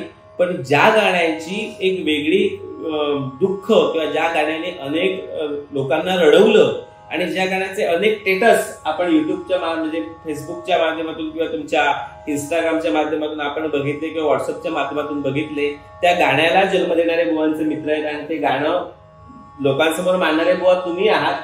आज लोकराजा सुधीर कलिंगड आमच्यात नाही, पण तुमच्या गाण्यातून आम्हाला वेढाचंदन दिसतो, त्या गाण्यातून आम्हाला हरिश्चंद्र दिसतो, त्या गाण्यातून आम्हाला कृष्ण दिसतो. आणि मला आवर्जून या ठिकाणी लोकराजा सुधीर कलिंगडची आठवण पुन्हा करावीशी वाटते. आणि मी तुम्हाला आवर्जून रसिक मायबापांच्या वतीनं विनंती करतो की हे गाणं तुम्ही आज आमच्या प्रहारच्या स्टुडिओमध्ये सादर करावं. खरं तर इन्स्ट्रुमेंट काहीच नाहीये, तुम्ही फक्त तुमच्या जो काही सुरेल आवाज आहे आणि थोडीशी हार्मोनियमची साध आहे याच्यावरच करणार आहात आणि ते रसिकांना नक्की भावेल. बरोबर. अजूनही या गाण्याची आठवण आता अजूनही मला थोडस अंगावर काटा येते, थोडस भावनिक झाल्यासारखं वाटतं. कारण या गाण्याची निर्मिती तेवढी आहे आणि त्या गाण्याचं कसं आहे, एखादी अशी रचना होऊन जाते की त्याला ती चाल, त्याला ते शब्द शब्द खूप महत्वाचे असतात. आपण शब्दाद्वारे लोकांपर्यंत व्यक्त होऊ शकतो अशी चाल, आणि चालेचं सगळं श्रेय या गोष्टीचं श्रेय मी देतोय ते आमचे माझे मार्गदर्शक आणि माझे मित्रच आहेत, उमेशजी जंगम कवी आहेत ते, आणि त्यांनी खूप मला त्यांची साथ आहे, अजूनपर्यंत मला खूप साथ आहे. एक मोठ्या भावाप्रमाणे असतात ते माझ्याबरोबर. काही चुकलं तरी पण सांगणं मार्गदर्शक म्हणून ते माझ्याबरोबर असतात.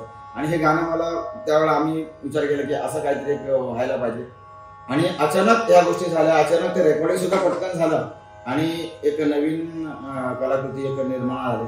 आणि खरोखर सुरुवातीला जेव्हा माझी व्हिडिओ बघितली, फक्त मी रेकॉर्डिंग करून गेलो होतो मी, आणि दुसऱ्या दिवसी एडिटिंग वर करून मला माझ्या भावाने पाठवलं, आणि बघितलं एवढं छान एडिटिंग केलं म्हणजे अक्षरशः डोळ्यातून पाणी आलं त्यावेळेला. अजूनही आमचा सिद्धेशनी पण त्या दिवशी मला फोन करून सांगितलं की माझ्या आईनं तुम्हाला भेटायचं बुवा. आणि जेव्हा मी भेटायला गेलो तेव्हा मला त्याने ओळखलं नाही सुद्धा. सुरुवातीला म्हणजे घरी गेलो तेव्हा मी म्हणजे झालं तेव्हा, आणि तेव्हा कोणी ओळखलं नाही. मी आपला गपचूप बसलेला होतो. नंतर मग कोणतरी सांगितलं की गुंठणकर बुवा आलो तुम्ही, आणि तेव्हा घरातल्याने सगळ्यांनी म्हणजे बरोबर ते माझ्यासमोर रडले, आणि खरोखर ते गाणं लोकांबरोबर पोचलं याचं खूप समाधान मला वाटतं. आणि असा एक राजा की ज्यांनी या आपल्या कोकणावर अधिराज्य केलं, राजा म्हटलं की सुधीर भाऊच असणार. आम्ही एक आठवण किस्सा सांगतो. माझी नेरूरला वारी होती, शेतकरी बुवा आणि मी वारी होती आमची, आणि त्या दिवशी आमच्या सुधीर भाऊंचा वाढदिवस होता, आणि भजनामध्ये मी केक सुद्धा घेऊन गेलो. माझे फोटो वगैरे आहेत ते, आणि केक घेऊन गेलो, आणि मग त्या दिवशी त्यांचा तिथे वाढदिवस साजरा केला त्या टायमाला. आणि तो खरोखर म्हणजे या क्षण आहेत. आणि दशावतार तुम्ही म्हटलं तरी आमच्या देवगडमध्ये दशावताराचा तेवढासा विषय नाही, पण ह्या गोष्टींनी या कलावंतांनी एक कुठेतरी एक प्रेम निर्माण केलं आहे भजनाच्या माध्यमातून, या दशावताराच्या माध्यमातून. मी गाणं तुमची एक आग्रह म्हटल्याशिवाय मी सुद्धा त्या गोष्टी ती म्हणणारच मला म्हणायची होती, पण खूप सुंदर. आणि याचं श्रेय मी सांगितल्याप्रमाणे आमचे उमेशजी जंगम यांना देतो.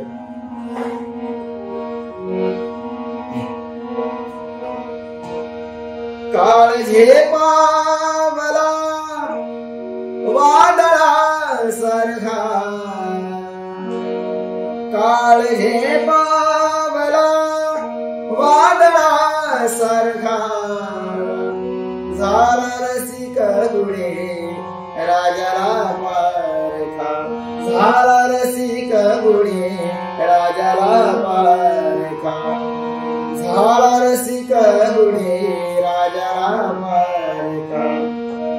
हरिश्चंद्र आमचा गेला कुठे, हरिश्चंद्र आमचा गेला कुठे, वेळा चंदन अचानक हरवला कुठे, वेळा चंदन अचानक हरवला कुठे. भावने उभा झाला पोरका, भावने उभा झाला पोरका, झाला रसिक गुणे राजाला पारखा. काळझे पावला वादळा सारखा, काळझे पावला वादळा सारखा, झाला रसिक गुणे राजाला पारखा. ठाई ठाई सुधीर नाव हे गाजले. खरोखर एवढं त्या माणसानं नाव केलं, आणि शेवटच्या चरणामध्ये असंच आहे की देवाला सुद्धा ती आतुरता निर्माण झाली की हा कोण राजा माझ्यापेक्षा. इंद्राला सुद्धा वाटलं असेल हा कोण राजा माझ्यापेक्षा आहे, मग तो हेवा वाटला इंद्राला सुद्धा. आणि खरोखर त्या इंद्रानेच माझ्या मध्ये आमच्या सुधीर भाऊना घेऊन गेलं. खूप वाईट वाटलं ह्या गोष्टीचा, आणि गरज होती आमच्या या दशावताराला, आमच्या सिंधुदुर्गाला त्या राजाची. बघा, ठाई ठाई सुधीर नाव हे गाजले, देव स्वर्गीचे भेटाया तुरले. ठाई ठाई सुधीर नाम हे गाजले, देव स्वर्गीचे भेटाया तुरले. सोडून का गेला सुशीलचा तो सखा, सोडून का गेला सुशीलचा तो सखा, झाला रसिक गुणे राजाला पारखा.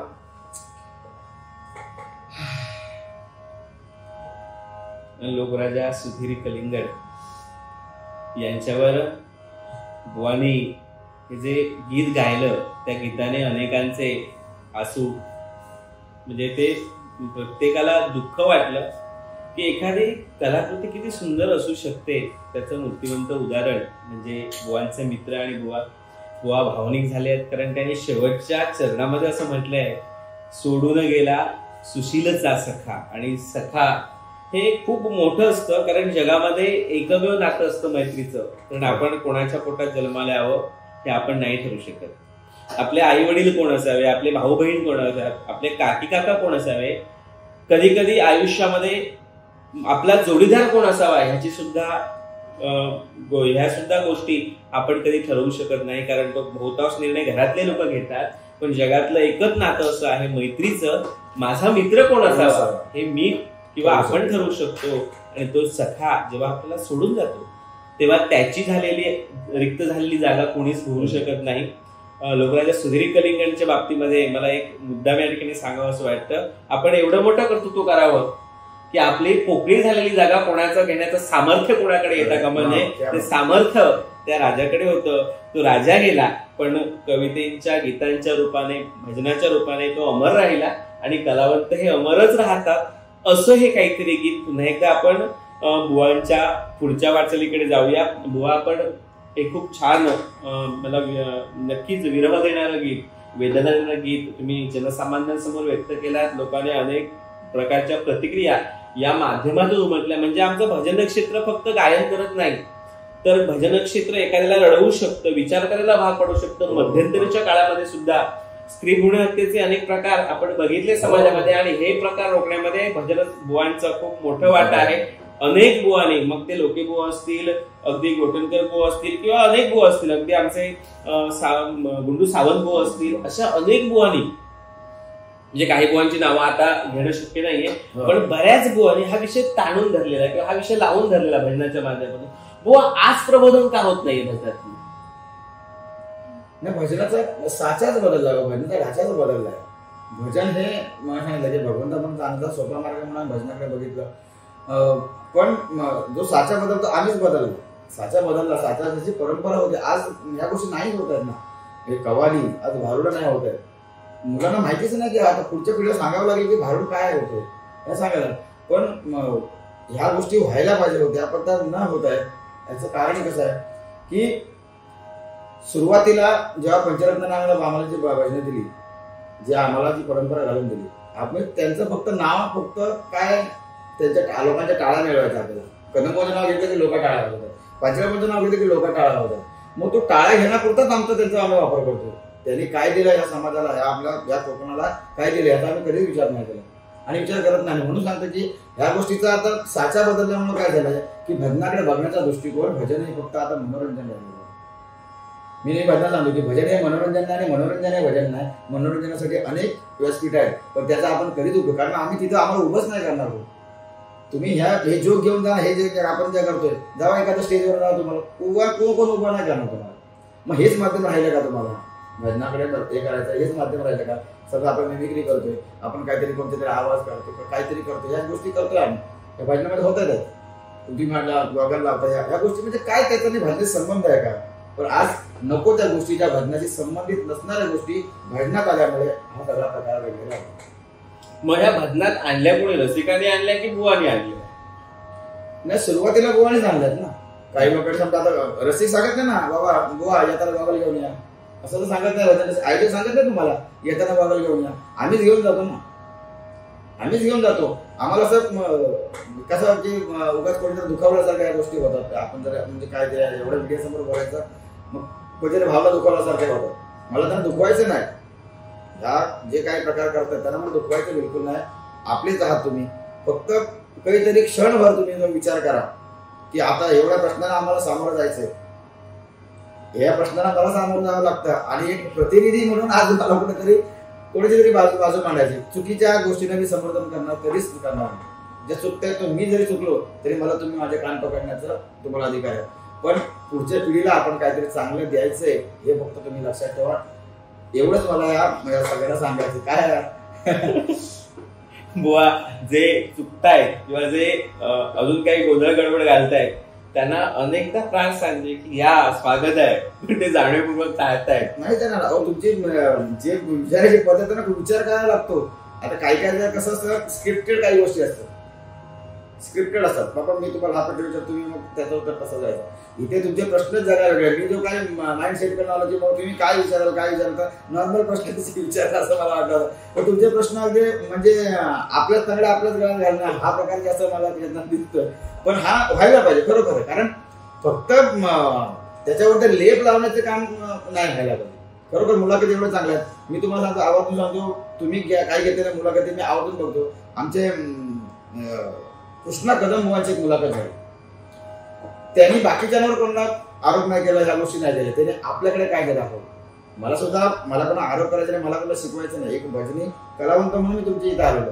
गुंडू सावंत मुलांची मुलाखत मला खूप आवडली, एवढी आवडली ना की म्हणजे मी खरोखर सलाम करतो त्या माणसाला. आणि मी त्यांना पर्सनल मेसेज करून पण सांगितलं त्या गोष्टी बोला की एवढ्या परखडपणे व्यक्त होणं, आपण आपले गुण लोकांसमोर मांडतो, दोष कधीच आम्ही मांडत नाही. आणि त्यांनी गुण दोषासहित सगळं त्यांनी मांडलंय, म्हणून मी त्यांनी काय केलं ते सगळं सांगितलं, पुन्हा मी सांगत नाही. पण असे मुलाखती होणं आणि असे प्रश्न तुमच्याकडनं आल्यामुळे ना त्याला उत्तर कशी द्यावी लागतं, हे सगळे श्रेय तुम्हाला आहे, समजलं का. त्याच्यामुळे मला थोडंसं मी त्या विचाराने होतो की बाबा काय प्रश्न नेमके काय असतील आणि आपण त्याच्यात कसं व्यक्त होतो. पण आता माझं ते सगळं हा वेगळाच राहिलं, तुम्ही विचारताच खूप वेगळं. तुम्ही मला श्रेय देताय, मी हात जोडून सांगतो, करता करविता तू आहे, मी निमित्त मात्र. खरं तर हे माझं काही नाहीये, कोणतरी अनामिक शक्ती ही करून घेतोय. तुमच्यासारख्या थोड्या मोठ्यांचे आशीर्वाद मागे आहे आणि त्यामुळे हे होत आहे. खरं तर प्रहार नेहमीच सत्य जे असतं, चांगलं असतं, त्याला आम्ही लावून धरतो आणि जे चुकीचं असतं त्याच्यावर प्रहार होतो. मग समोर कोणीही असो ते, त्याच्याशी आम्हाला काहीही देणं घेणं नसतं. आणि खरंच बुवा, तुमचा आम्हाला यासाठी अभिमान आहे की तुम्ही सिंधुदुर्गाचं नाव सातत्याने चांगल्या प्रकारे सतत उज्ज्वल केलेलं आहात. सुशील गोठणकर बुवा हे सिंधुपुत्र आहे, जेव्हा आम्हाला अभिमानाने आम्ही सांगतो. आणि यामध्ये तुमची प्रचंड तपस्या आहे. मी मगाशी म्हटलं की एका दिवसात कोण बुवा होत नाही, त्यासाठी अनेकदा स्वतःला जाळून घ्यावं लागतं, तपस्या करावी लागते, तेव्हा बुवा म्हणून आपण पुढे होतो. बुवा, आपण ही तपस्या करत असताना अनेक संकट झेललात. आज आपण सिंधुदुर्गाला बाजूला ठेवून तुम्ही मुंबईकडे गेलात आणि मुंबईमध्ये तुम्ही तुमचा बिझनेस सांभाळत ही लोककला सांभाळताय. ही कला सांभाळत असताना तुम्हाला घरच्या लोकांनी कशी काय मदत केली? घरच्या लोकांचे खरोखर म्हणजे आई वडिलांचं एक खूप श्रेय असतं, त्यांच्या आशीर्वादाशी आपण काय नाही. कसं असतं म्हणजे की सांगितलं की जन्मोजन्मी आम्ही बहुपुण्य केले, तेव्हा या व्यक्तीला कृपा करेल. साधी माझी ह्या वर्षाचं काही किंवा ह्या जन्माचं माझं काही नाही किंवा माझं काही नाही, जन्मोजन्माची माझी कुठेतरी पुण्याई असेल, तेव्हा या भगवंताने माझी निवड केली. आणि हेच मी मनामध्ये ठरवलंय की भगवंताने माझी निवड केली, म्हणून हा प्रत्येकाने हा विचार करावा. ह्याच्यामध्ये हाच विचार करणार, खूप गोष्टी विचार करण्यासारखे. आपण जेव्हा बारीकडून आलो की मी काय चुकलो, आज मी काय बोललो, त्या तुम्हाला काय बोललो, मग माझं काहीतरी चुकलं, मग तेव्हा आपण ह्या गोष्टी मान्य केल्या पाहिजे. मी कोणतरी मोठा आहे हा विषय नाही. जडणघडणीमध्ये कसा घरच्यांचा खूप मोठा सहभाग आहे. माझ्या आई वडिलांनी, माझ्या आईने सुद्धा सुरुवातीची सगळ्या मुलांच्या मुलाखती ऐकली, म्हणजे आई वडिलांचं जास्त आई वडिलांना श्रेय दिलेलं आणि ते दिलंच पाहिजे, कारण त्यांनीच आम्हाला जन्माला घेतले. हे सगळ्यात मोठे उपकार आमचे त्यांच्यावर, त्यांचे आपले उपकार आहे. मग आपण आईने सुद्धा आमच्या सुरुवातीला टाळ घ्यायसाठी पैसे दिले, मग ते हळूहळू आमची तुम्ही परिस्थिती नव्हती, सांगतो तुम्हाला, खूप आमची गरीब परिस्थिती मी भोगलेली आहे. आणि म्हणून त्या परिस्थिती जाण ठेवून मी या गोष्टी करत असतो.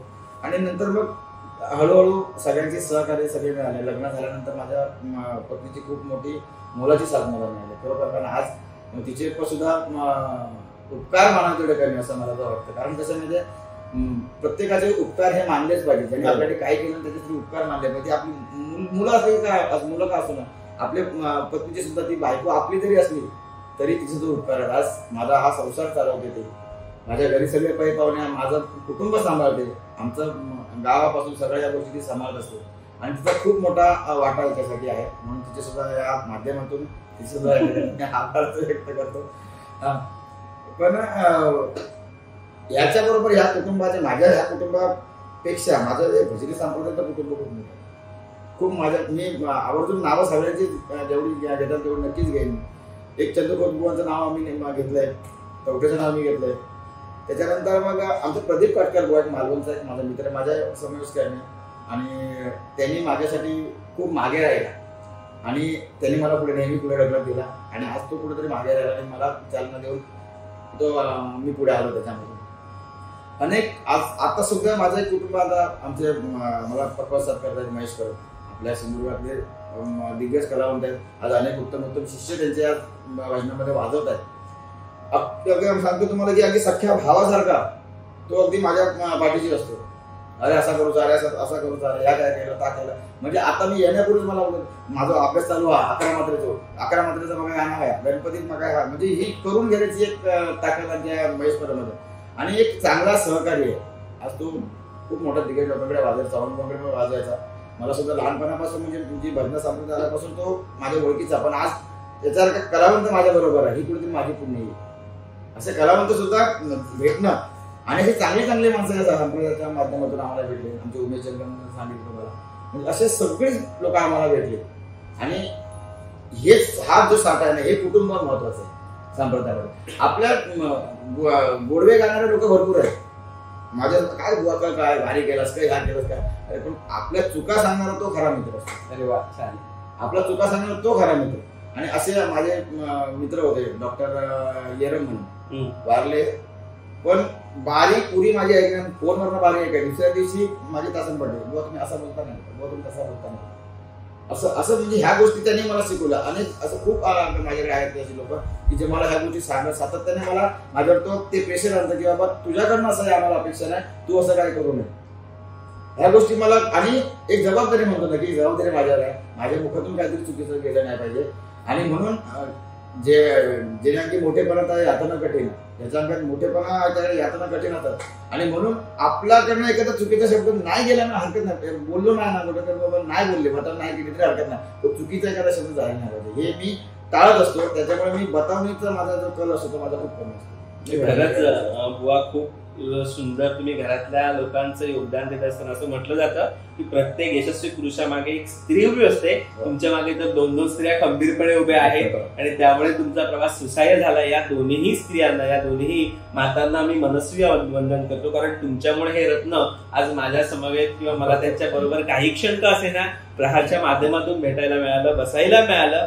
बुवा आपण म्हणजे मुळात सिंधुदुर्ग असं आहे किंवा महाराष्ट्र आहे ही दातृत्ववान लोकांची भूमी आहे. तिथे म्हणजे अनेक लोक दातृत्व करतात.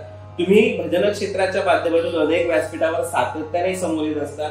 भजन बुवा म्हणून लोक तुम्हाला शाल तुरे देतात कौतुक करतात अनेक प्रकारच्या भेटवस्तू देतात. पण मला सुद्धा काहीतरी देता आलं पाहिजे ही मानसिकता किंवा ही वृत्ती तुम्ही जपलात. आणि अनेक मंडळांच्या माध्यमातून जेव्हा बुवा त्या ठिकाणी जातात तेव्हा बुवा सुद्धा जाताना एक छोटी भेटवस्तू घेऊन जातात. ही माझी आठवण म्हणून का ही एक वेगळी प्रवृत्ती किंवा एक वेगळा आदर्श बुवा तुम्ही या भजन संस्कृतीमध्ये घालून दिला. आम्हाला त्याबद्दल ऐकायचं असं तुम्हाला काय वाटलं आणि नेमकं तुम्ही काय करता. खरोखर काय विषय आहे की विचार माझ्या मनात असा झाला की आता म्हणजे वेगळं मी नेहमी वेगळ्या करायचा काहीतरी प्रयत्न माझा असतो. पण मी पण हाच विचार केला की आम्हाला सुपारी देतात आम्हाला नावे देतात शाल श्रीफळ देतात. बारी झाली की आम्ही निघून आलो नंतर आमची कोण आठवणच करत नाही. म्हणजे ठीक आहे जेव्हा कार्यक्रम जेव्हा विषय येईल तेव्हा त्याची आपली आठवण असते. पण आपली सुद्धा आठवण काहीतरी राहावी तिथे. एक माझा सातत्याने माझ्या मंडळाचं नाव श्री स्वामी समर्थ संगीत साधना मंडळ. मी कल्पना केली काही वेगवेगळे विषय आले. कोण म्हटलं बुवा नारळ देऊया आपण मंडळात गेलो की ते आपल्या की आपण त्याचा सत्कार करू आपण शाल घेऊन जाऊया. तर थोडा विचार केल्यानंतर बोललो नको असं. मग विचार केला की स्वामीची एक मूर्ती आपण द्यावी माझ्या मंडळाचं एक आठवण म्हणून त्यांना द्यावी. मग मंडळ ह्या विचार केला की किंमत काय असेल त्याची तर खूप कॉस्टली काही नाही गोष्टी नाही झाल्या.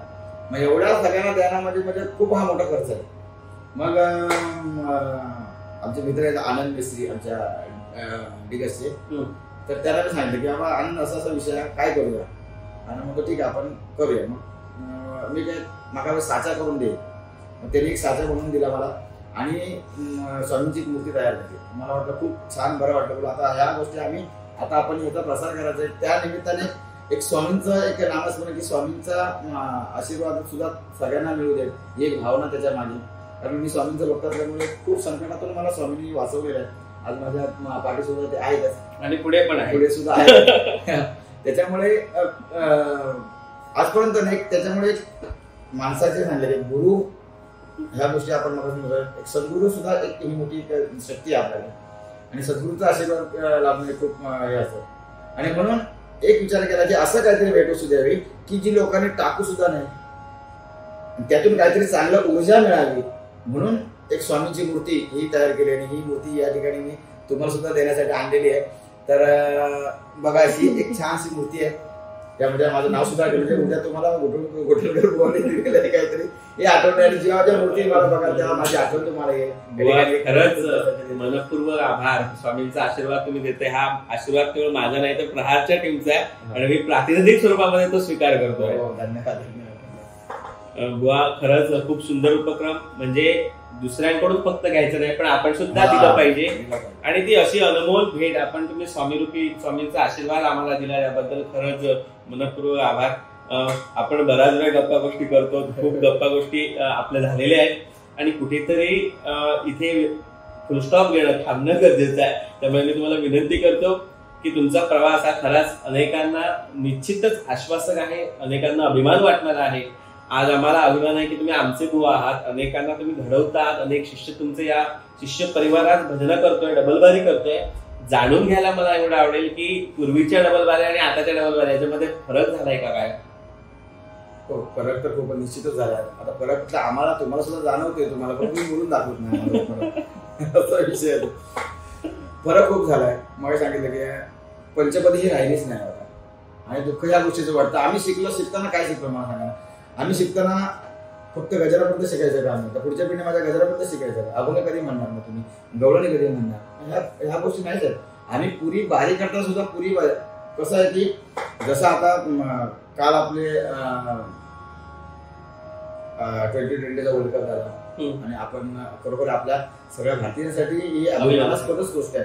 म्हणजे तुमच्या प्रहारच्या टीमच्या वतीने, माझ्या मंडळाच्या वतीने खरोखर आमच्या या सर्व टीमचं या ठिकाणी आपण कौतुक करतोय. खरोखर त्यांचं अभिनंदन आपण याच्या माध्यमातून करतोय आणि आपल्या अभिमानाची गोष्ट. आता उद्या मागा त्याच्या काहीतरी गजर करू आता करायचं. पण बदल असा झाला की बदल ह्या गोष्टी वेळेच, काही लोक सांगतात की वेळेचं भान नाही, वेळेमुळे आम्हाला करता ह्या गोष्टी शक्य नाही. पण हे साफ चुकीचं आहे. वेळेचं असं काही नाही. फक्त गजराला आम्ही जवळ 2-2 तास करतोय, 15 मिनिटात सुद्धा भारुड आटवतोय. आता 15 मिनिटात सुद्धा भारुड आटवू शकतो, पण आम्हाला ते करायचंच नाही. त्याला तुम्हाला करायचंच नाही ना, मग त्याला उत्तरच नाही. पण बदल झाला हा निश्चितच झाला. बदल व्हायला पाहिजे कारण म्हणजे काय तसं नाही, म्हणजे बदल व्हायला पाहिजे. आता तेव्हा कम्प्युटर टायपरायटर युगात आता कम्प्युटर आले, पण कुठं आहे की बदल व्हायला, तो सकारात्मक बदल झाला तर खूप महत्वाचा आहे. बघा क्रिकेटचा क्रिकेटच्या विषयावर सांगतो तुम्हाला. क्रिकेटचं स्वरूप होतं की टेस्ट, वन डे, T20. मला सांगा त्यांनी काय केलंय? खेळात बदल केला, खेळाडूंमध्ये बदल नाही. 11चे 11 अजून खेळामध्ये नाही बदल, खेळाडूंमध्ये बदल नाही केला, तोच साध्य केला. फक्त लोकांना काय चांगलं, त्याच्यातून आपण लोकांना काय चांगलं देता येतील ह्या दृष्टिकोनातून त्यांनी केलं. ते सुद्धा म्हणजे 20-25 केला असताना त्यांनी विस्तार केला असता, तसं नाही केलं. त्यांनी साचा तोच ठेवला, ढाचा तोच ठेवला. मला हेच सांगायचंय की गाभा तोच ठेवा. पंचपदी व्हायला पाहिजे. पंचपदी म्हणून आम्ही तुम्हाला सांगतो विषय आला पंचपदी. आम्ही तुम्हाला सांगायचं या माध्यमातून सांगतो की पंचपदी आमचा असा विषय आम्ही केला होता, पंचपदी पूर्ण व्हायला पाहिजे. गजर हा जो आहे ना विषय, तो गजर शेवटी टाकूया. मग लोकांपर्यंत, भजनापर्यंत, गवळणीपर्यंत, कवालीपर्यंत भजन पूर्ण होऊन जाईल. नंतर तुमचा गजर. लोक सुद्धा शेवटपर्यंत थांबतील. आता गजर झाला की लोक नाही थांबत लोक. मग आपण जर बदल करायचा आहे, बदल आपण सगळ्यांनी बदल केला पाहिजे आणि त्या बदलासाठी संघटित होणं खूप गरजेचं आहे. पण आमचे एक दुर्दैव म्हणावं लागेल ना की आम्ही संघटित नाही. आम्ही अजून तेच घेतली ना, हा बोललो होतो, मग ह्या बारी येतो बोललो. आम्ही जर मिटिंग जरी घेतली, एकत्र सभा जरी घेतली, तर ह्याच गोष्टीवर जास्त चर्चा असते. तो असं बोललो, मग मी काय झालं, मग ह्या गोष्टी जातात. त्यामुळे संघटित तेव्हाही झालो नाही, आताही झालो नाही आणि मला वाटत नाही पुढे आम्ही होऊ शकतो. तरी पण आपण आशावाद ठेवूया की पायात पाय घालून चालण्यापेक्षा हातात घेऊन चालूया. चला आपण कुठेतरी पुढे जाऊया. हा बदल नक्की होईल. कारण 100 म्हणजे एक माणूस 100 पावलं चालणं म्हणजे बदल नाही, तर 100 माणसं एक पाऊल चालणं म्हणजे हा बदल भजनाच्या दिशेनं नक्की होईल. तुमच्यासारखे बुवा जोपर्यंत आहेत तोपर्यंत नक्की आम्हाला खात्री आहे की बदल होणार, तो सुद्धा चांगला होणार. बुवा आपण या ठिकाणी थांबतं घेतो आहोत. तुम्हाला विनंती आहे, तुम्ही जातात. एक मुद्दा माझा लक्षात आला, मला तो म्हणायचा, बोला, सांगायचं की आम्ही म्हणजे कोणत्या भावना दुखवायच्या नाहीत मला. आणि आता उत्तरार्धामध्ये आपण वळलो आहे, शेवटाकडे आपण वळतोय. तर ह्या ज्या काही गोष्टी मी मानतोय, तर त्या पोटतिडकीने मानतोय. माझा याच्यामध्ये बिलकुल स्वार्थ नाही की मला काय त्याच्यातून काय मिळणार नाही. फक्त एक तळमळ माझी आहे आणि ती या चर्चेच्या माध्यमातून मुलाखत तुम्ही माझी घेतली एवढा अजून तसा मी त्या पद्धतीने झालो नाही. फक्त एक तळमळ आहे, हे भजन एक चर्चा म्हणून मी तुमच्या समोर बसलो. या गोष्टी एक सांगते की आता बॅनरवर ना एक गोष्ट असते, नवीन बुवा सुद्धा ना भजन सम्राट म्हणून काही लोक लावतात. त्यावर मला थोडंसं बोलायचं होतं की मला सुद्धा लोक सांगतात की बुवा भजन सम्राट. मी कधी भजन सम्राट मला हा शब्द माझ्या शब्दकोशात नाही आहे. भजन सम्राट कदम बुवा, भजन सम्राट पाटील बुवा, भजन सम्राट परब बुवा, पांचाळ बुवा, डोकरे बुवा, हरियाण बुवा, असले बुवा, मंगेकर बुवा, हे भजन सम्राट. मग भजन सम्राट म्हणून त्यांच्यासमोर ती पदवी लावतो आणि माझ्यासमोर सुद्धा पण तीच पदवी लावतो. मग त्यांचा कुठेतरी अपमान होतो आणि तो अपमान आपण होऊ द्यायचा नाही.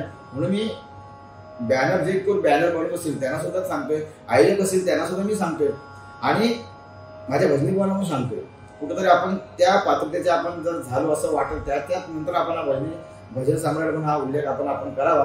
तोपर्यंत आपण एक छोटासा भजनी कलाकार, भजन गायक हा तरी लावलं तरी खूप चांगलं आहे. एक माझे खूप बरेच दिवस मला बोलायचं होतं भजनाच्या माध्यमातून मी सांगतो, पण आज एवढा मोठा मला व्यासपीठ मिळालंय म्हणजे जास्तीत जास्त लोकांपर्यंत हा विषय मला पोहोचेल असं मला वाटतं. निश्चित किती योग्य आणि किती तळमळतेने विचार बुवा करतात हे आपल्याला पुन्हा एकदा शेवटच्या मुद्द्यातून जाणवलं की माझ्या नावासमोर भजन सम्राट नको लावू, कारण मी तेवढ्या त्या पात्रतेचं नाहीये हे मांडणं. म्हणजे मला काय येतं, मी त्या योग्यतेचं आहे का. बुवाने मगाशी बोलताना सांगितलं, खरं तर बुवा 27 वर्ष या क्षेत्रात आहे. ते सांगतात की मी इथे बसण्याच्या योग्यतेचा नाही. खरं तर बुवा मी मुद्दाम सांगतो की तुम्ही खूप मोठे आहात, त्या योग्यतेचे आहात आणि तुम्ही आमचे आहात याचा मला प्रचंड अभिमान आहे. सिंधुदुर्गाला अभिमान आहे. तुमच्याकडून सातत्याने श्रींची सेवा अशीच होत जावो, समर्थांची सेवा तुमच्याकडून होत जावो. आणि शेवटी मी तुम्हाला सांगतो की एखादी भैरवी किंवा गजर घेऊन या मुलाखतीचा आपण समारोप करावा. तुम्ही मुंबईच्या ठिकाणाहून खरं तर देवगड सारख्या गावात तुम्ही राहताय आणि तिथपासून तुम्ही आमच्यासाठी या ठिकाणी आलात, आम्हाला वेळ दिलात. पुन्हा आपला परतीचा प्रवास करायचा आहे. या परतीच्या प्रवासाला सुद्धा शुभेच्छा. या ठिकाणी बुवा काही गोष्टी परखड बोलले. परखड तोच माणूस करू शकतो ज्याला मनापासून त्याची जाणीव असते. त्यामुळे कोणाला दुखवणं हा प्रहारचा हेतू नाही बुवांचा हेतू. त्यामुळे मी पुन्हा एकदा आमच्या दोघांच्या वतीनं जर कोणाची मनं दुखावली असतील तर या ठिकाणी दिलगिरी व्यक्त करतो आणि आपल्या सर्वांच्या वतीनं बुवा आपण इथे आला ज्याबद्दल तुमचे आभार व्यक्त करतो. आणि शेवट आपण या ठिकाणी समारोपीय एखादं गजल किंवा भैरवी सादर करावं. भैरवी सादर करतो. आता तुम्ही जो आता मला शेवटला सांगितलं की तुम्ही आमच्या ज्या गोष्टी बोललात, खरं म्हणजे कसं आहे की तुम्ही ह्या माझ्याकडनं करून घेतल्या, ह्या गोष्टी मला मांडून घेतात. मी तुमच्यासारख्या मी सांगेन, म्हणजे सगळ्या भजन रसिकांना सांगेन, आयोजकांना सांगेन, सगळे बुवांना सांगेन की बाबा मला कोणाच्या भावना दुखायच्या नव्हतात. मी जे काही बोललो त्याचा राग मानून घेऊ नका, त्याच्यावर नक्की विचार करा. त्याच्यावर राग मानू नका, त्याच्यावर विचार करा की बाबा जसं मी सुद्धा विचार करते आपलं काय चुकलं, आपलं परीक्षण आपण जर केलं तर आपल्या भजनाला बरोबर चांगले दिवस येतीलच. आणि या परमेश्वराकडे विचार प्रार्थना करतो की पुन्हा आमचे तसे दिवस येऊ दे. जशी पंचरत्नाने भजनं गाजवली, आमच्या ज्येष्ठ बुवाने भजनं गाजवली, तसं कुठेतरी आमच्या मुखातून सुद्धा चांगले भगवंताच्या जी वाणी दिली भगवंताने त्या वाणीतून चांगलं काहीतरी आपल्या लोकांसमोर येऊ दे. आपल्या समाजासाठी आपण काहीतरी देणं लागतो.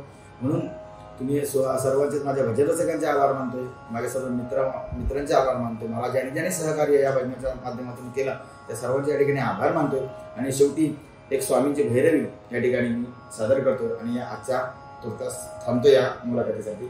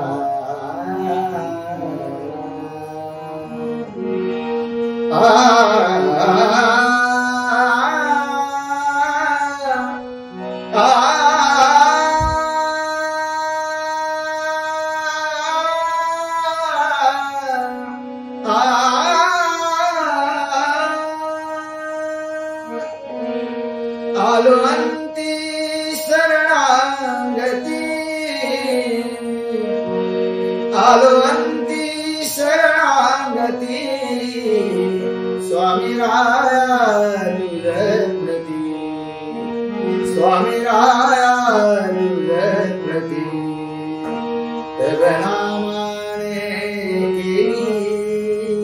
केली की मया मम जीवनी धन्य झालो मी धन्य झालो मी धन्य झालो मी आजन्मी स्वामी नाम मुखी घेऊन मनी माझ्या सदा तव नामाची भक्ती आलो अंती शरणागती आलो अंती शरणागती स्वामी रायानुगती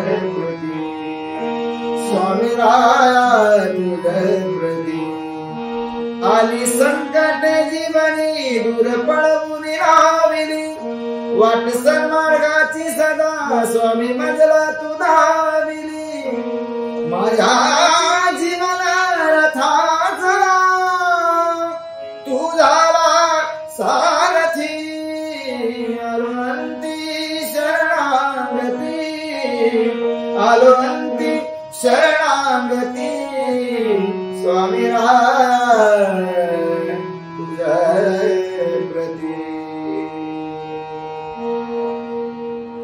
पुन्हा एकदा वा मनपूर्वक आभार. आपण शेवटची सुद्धा छान अशा प्रकारचं गीत स्वामी चरणावर समर्पित केलं. पुनश्च एकदा स्वामींचा कृपा आशीर्वाद आपल्यासह सर्व मायबाप रसिकांना भजन क्षेत्रामध्ये जे जे आहेत त्या सगळ्यांसहित माझ्या पूर्ण भारताला मिळावा ही मी या ठिकाणी स्वामींच्या चरणावर प्रार्थना करतो. आणि आपला पुन्हा एकदा निरोप देतो. आपण या ठिकाणी आलात त्याबद्दल मनपूर्वक ऋण व्यक्त करतो. मनपूर्वक आभार. धन्यवाद.